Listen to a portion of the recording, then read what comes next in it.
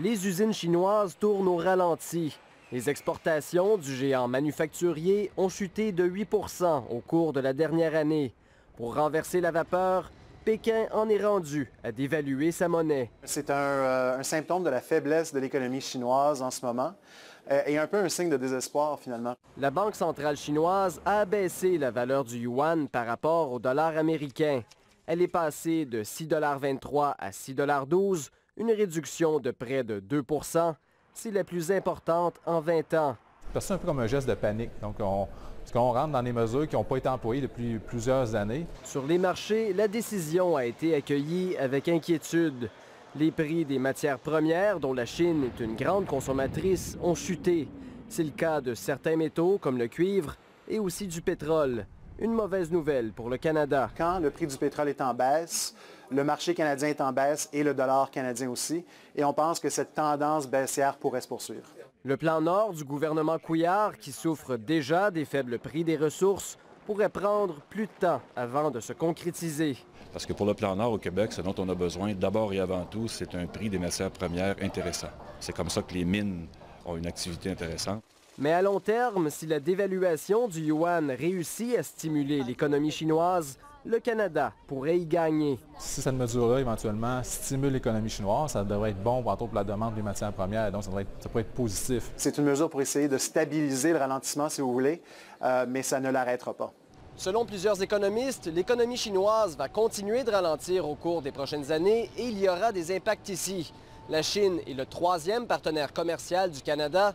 L'an dernier, les entreprises canadiennes y ont exporté pour plus de 20 milliards de dollars de marchandises. Ici Olivier Bachand, Radio-Canada, Montréal. Pourquoi? Parce que en faisant ça, eh bien, Pékin envoie un signal d'inquiétude sur l'état de santé réel de son économie. On a vu beaucoup de chiffres assez inquiétants ces derniers mois. Il y a les ventes de voitures qui diminuent, il y a la production industrielle qui ralentit. La bourse de Shanghai a subi un véritable krach depuis le mois de juin. Et le mois dernier, les exportations ont baissé pour la première fois depuis longtemps, moins 8% en juillet. C'est bien le signe que la Chine a du mal à écouler ses produits à l'étranger. Pékin utilise donc la manière forte, l'arme monétaire, la dévaluation, et relance en quelque sorte une véritable guerre des monnaies. Selon des experts, la dépréciation du taux de change pourrait doper de 2% la croissance des exportations chinoises, qui ont accusé un repli pour le 4e mois consécutif en juillet de plus de 8%. Le jeu comporte toutefois un double risque, la dévaluation d'autres économies asiatiques soucieuses de rester compétitives d'une part, mais aussi une fuite des capitaux hors de Chine.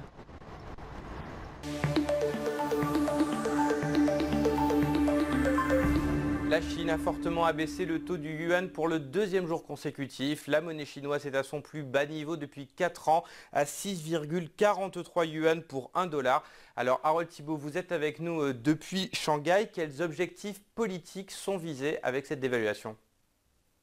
Donc la Chine, avec cette dévaluation, dit qu'elle va coller au marché, c'est-à-dire que le gouvernement chinois fixe chaque jour le cours du yuan, et là il nous dit en fixant le cours du yuan tous les matins, je prendrai en compte le niveau auquel l'a amené le marché la veille. Donc, ce qu'il faut savoir, c'est que la Chine considère aujourd'hui qu'elle est une grande puissance. Elle en a marre de la domination du dollar, parce qu'elle est même prisonnière du moindre mouvement de la Fed américaine. Et donc, elle voudrait que le yuan soit à son tour une monnaie de réserve. Mais pour ça, il faut qu'il s'échange librement. Une condition que pose le FMI pour inclure le yuan dans son panier de monnaie de réserve, c'est que son cours soit fixé librement par le marché. Et donc là, la Chine nous dit, nous allons fixer le cours du yuan selon ce que dit le marché, et comme ça, elle espère se faire accepter. Il faut savoir qu'il y a une réunion du FMI sur cette question des devises de réserve cet automne, et la Chine fait le passer message, elle dit, ça y est, nous avons fait une bonne partie de ce qu'on nous demandait, et maintenant, incluez-nous dans le panier de monnaie de réserve. Donc c'est ça le message politique, il est directement à destination du FMI, je pense. Alors quels effets cette dépréciation du yuan peut avoir sur l'économie chinoise, sur la croissance notamment qui est en panne? La dévaluation, l'effet qu'elle peut avoir, c'est qu'elle donne un coup de pouce. La Chine a longtemps été critiquée parce qu'elle sous-évaluait le yuan, mais elle l'a laissé remonter ces dernières années. Elle l'a fait pour faire taire les critiques, donc notamment celles qui venaient des États-Unis, mais elle l'a surtout fait pour son propre avenir. Parce que son rêve à la Chine, ce n'est pas d'être un pays d'ouvriers exploités à la chaîne, c'est d'être un pays de consommateurs. Donc si votre monnaie s'apprécie face au dollar, ça signifie que les prix des produits que vous assemblez deviennent moins attractifs pour les marchés étrangers. Mais en échange, les consommateurs chinois peuvent eux acheter davantage à l'étranger. Le problème, c'est que quand le yuan monte, les usines qui exportent souffrent. Elles deviennent trop chères et donc elles vendent moins. Et donc là, si le yuan chute de 3,5% en 2 jours, ça donne un vrai coup de pouce à ces usines. Maintenant, ce qu'il faut savoir, c'est que le cours du yuan n'est pas le seul facteur dans la perte de compétitivité des usines chinoises. Donc on sait par exemple que les ouvriers chinois ont de plus en plus tendance à faire grève pour exiger des augmentations de salaire. Donc les salaires ont augmenté ces 5 dernières années. C'est un facteur peut-être plus important que le cours du yuan. Merci beaucoup Harold pour cet éclairage.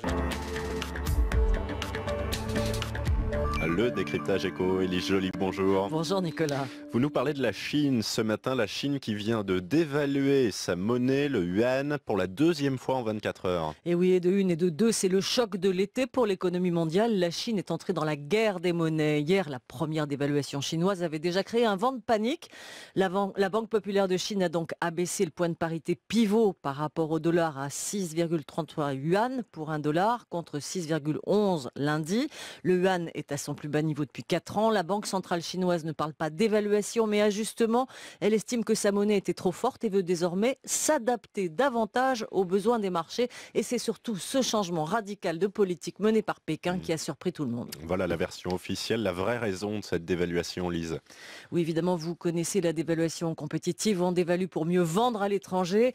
C'est le cas donc pour la Chine. Le temps de la croissance à 2 chiffres et des t-shirts bon marché qui inondaient le monde entier, eh bien, il révolue. Les exportations ont dégringolé de 8,2% sur un an en juillet. La croissance chinoise va tourner, elle, tant bien que mal autour des 7% seulement cette année. C'est son niveau le plus faible depuis 25 ans. La Chine est confrontée à plusieurs problèmes. Trop d'offres chinoises dans l'économie mondiale. Pour que celle-ci redémarre, elle a surtout besoin de demande intérieure. Bref, il faut que l'on consomme, vous et moi, mais les Chinois aussi.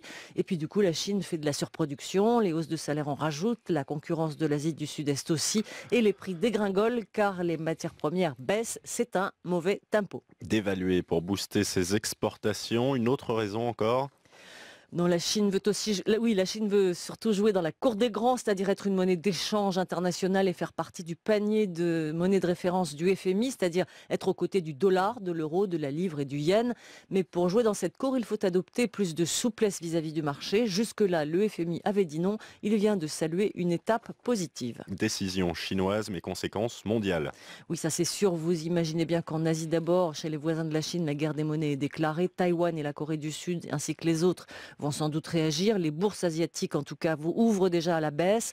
Conséquence aussi sur le prix du pétrole qui baisse encore, car les producteurs se demandent ce que sera la demande chinoise, puisque l'or noir, lui, coûtera plus cher. Et conséquences en Europe ? Oui, les entreprises qui exportent vers Pékin ont vu leur cotation en bourse dégringoler. Pas bon pour les constructeurs automobiles comme PSA ou encore pour le luxe français de LVMH.